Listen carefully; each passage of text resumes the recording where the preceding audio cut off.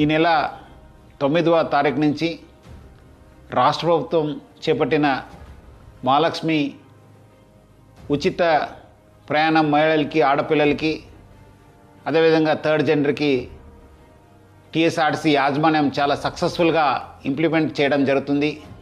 చాలా చోట్ల అనూహ్య స్పందన వచ్చింది. రికార్డ్ స్థాయిలో ప్రయాణికులు మా బస్సులో ప్రయాణం చేయడం జరుగుతుంది.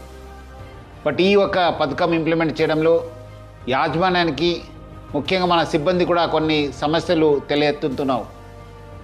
ముఖ్యంగా చాలామంది మహిళలు తక్కువ దూరంకి వెళ్ళే వాళ్ళు కూడా మన ఎక్స్ప్రెస్ బస్సులో ఎక్కి దూర ప్రాంతం వెళ్ళే ప్రయాణికులకి ఇబ్బంది కలిగించే విధంగా ప్రయాణం చేస్తున్నారు.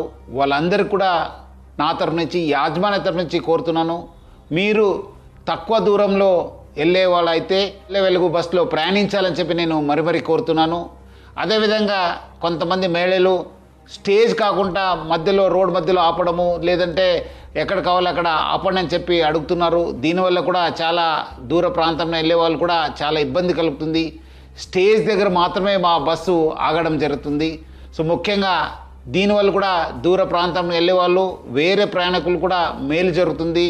మన కండక్టర్స్కి, డ్రైవర్స్ కూడా బాగా జరుగుతుంది. లేదంటే కొన్ని చోట్ల మనకు చాలా ఇబ్బంది కలుగుతుంది. మన కండక్టర్స్ కూడా చాలా ఇబ్బంది పడుతున్నారు.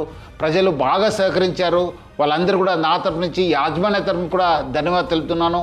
వచ్చే రోజు కూడా ఈ ఒక స్కీమ్ని ఇంప్లిమెంట్ చేయడానికి మహిళలు, ఆడపిల్లలు, థర్డ్ జెండర్ వాళ్ళందరూ కూడా సహకరించాలని చెప్పి నేను మరీ యాజమాన్య తరఫు నుంచి అందరు కోరుతూ, మహిళా లోకానికి, ఆడపిల్లలకి, థర్డ్ జెండర్ అందరూ కూడా నేను యాజమాన్య తరఫు నుంచి కూడా సహకరించేందుకు పేరుగా ధన్యవాదాలు తెలుపుతున్నాను.